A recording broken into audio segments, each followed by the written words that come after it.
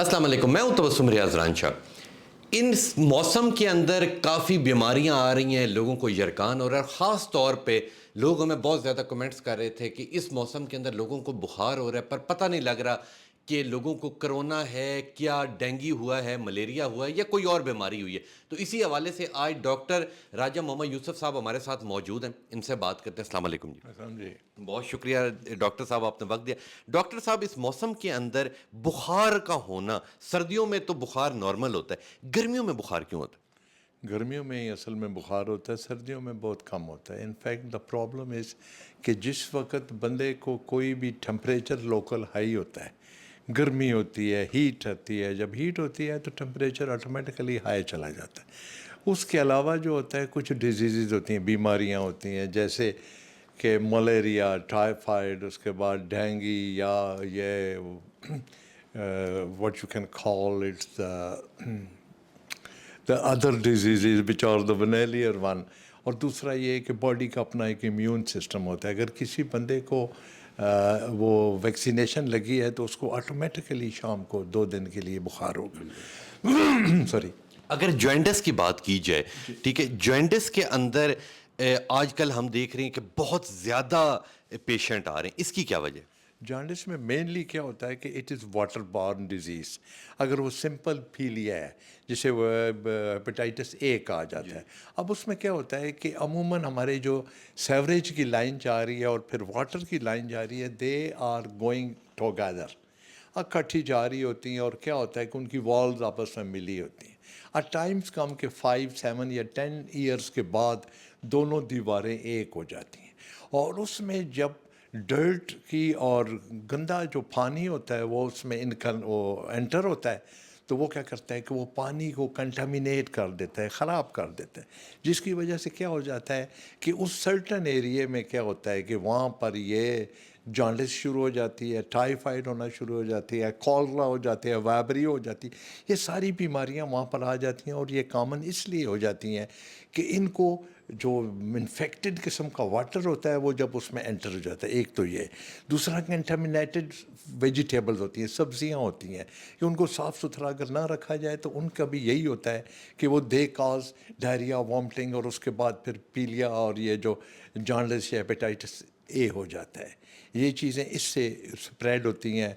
और दूसरा जो हैंडलर होते हैं, जैसे पानी वाला है, जैसे ये वेजिटेबल सेलर है या फ्रूट सेलर है, वो क्या करते हैं कि उनका फ्रूट या स्टफ़ जो होता है वो साफ़ सुथरा नहीं होता। जब वो साफ़ सुथरा नहीं होगा तो इट कॉज इन्फेक्शन, और infection causes the temperature causes the hepatitis A presence. और हेपेटाइटिस ए की प्रेजेंस के साथ क्या होता है कि अगर उसको ट्रीट ना किया जाए तो बच्चे जो होते हैं वो मेल नरिश हो जाते हैं, और बड़ों का जो होता है वो जिगर इन्वॉल्व हो जाता है, जिसमें जिगर की बीमारियां आ जाती हैं और वो फिर कन्वर्ट हो जाता है बी और सी की तरफ।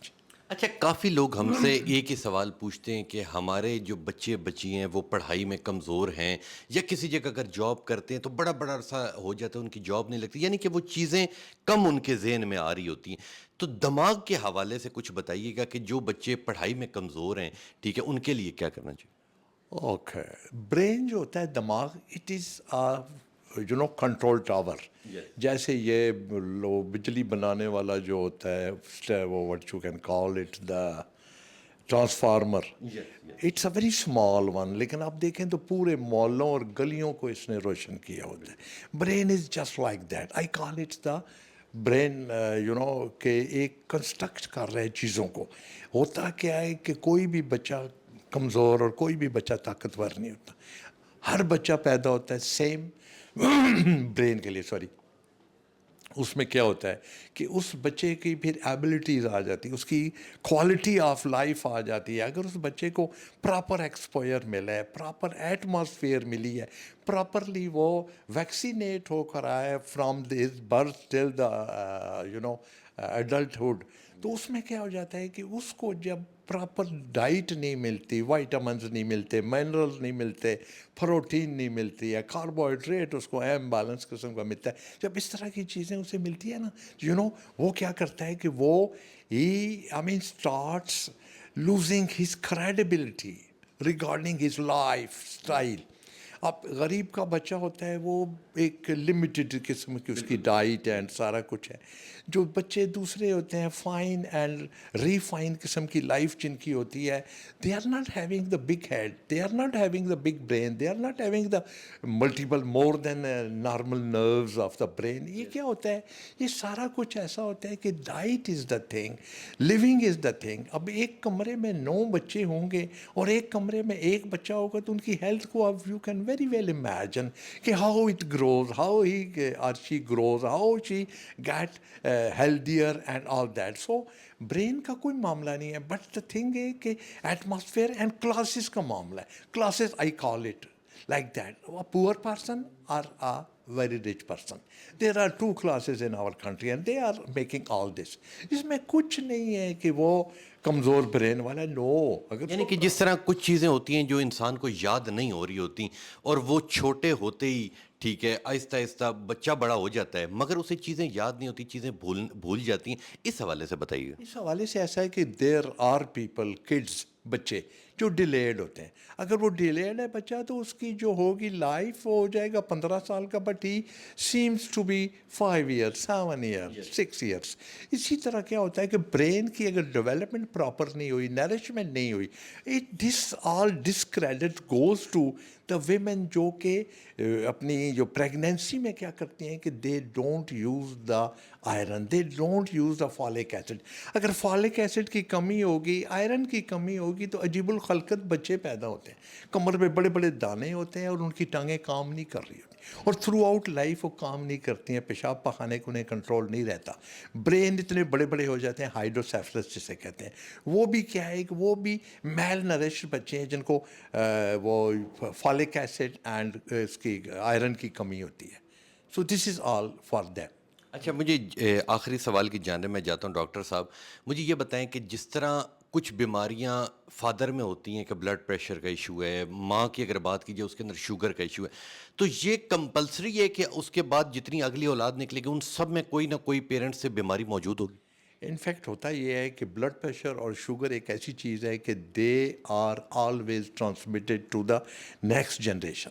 سو اٹس کوائٹ ایب نارمل ہے, quite unusual to say کہ اگر فادر کو بلڈ پریشر ہے, فادر کو ڈائبیٹک ہے تو بیٹا بھی ہوگا. یس, بیٹا اور بیٹی ہو سکتے ہیں. دیر آر فیملیز جن میں ایک ڈائبیٹک ہوتا ہے فادر, مدر نہیں ہوتی, اور whole family is suffering from the diabetes. So اسی طرح ہائی بلڈ پریشر کا بھی یہی ہے کہ اگر ہوتا ہے پیرنٹس سے یہ ٹرانسمٹ ہوتا ہے, اور it is 99.5% in all ages and all people who are having this problem. تو آپ دیکھنے والوں کو جاتے جاتے یہ بتا دیں کہ جس طرح ہماری طرف ایک ہوتا ہے کہ شادی سے پہلے نہ لڑکا ٹیسٹ کرواتا ہے نہ لڑکی ٹیسٹ کرواتی ہے, اس میں کوئی حرج والی بات نہیں ہے کہ ٹیسٹ اپنے کروا لینے چاہیے تاکہ جو آپ کی اولاد ہے اس کے اندر کوئی بیماریاں نہ وہ آپ سامنے دیکھ کے ہمارے دیکھنے والوں کو مشورہ. مائی ڈیئر پیپل, ایک بات یاد رکھیں کہ آپ کی لائف ہے, آپ کی ہیلتھ ہے, تو you are selected and you are elected everywhere. مسئلہ کیا ہے؟ مسئلہ یہ ہے کہ کچھ بیماریاں ایسی ہوتی ہیں جو مادر یا فادر میں ہوتی ہیں, یا ان کی کمپیٹیبلٹی ایک چیز ہوتی ہے کہ ان کے بلڈ گروپس کو دیکھا جاتا ہے, ان کے کچھ جینیٹک ٹیسٹ کیے جاتے ہیں. اگر جینیٹک ٹیسٹ میں کچھ ایرر آ رہا ہے تو پھر ان کو ایک نہیں کرنا چاہیے, ان کو میرج کانٹریکٹ کی سائڈ پہ نہیں لے جانا چاہیے. So they should be away from there. Thank you so much doctor صاحب, آپ کا بہت بہت شکریہ. یہ ڈاکٹر یوسف صاحب ہیں اور ہمیشہ میں ان کے پاس آتا ہوں, بڑا مجھے نالج ملتا ہے اور میں یہ سمجھتا ہوں میری زندگی کے اندر یہ ایک آئیڈیل ہے.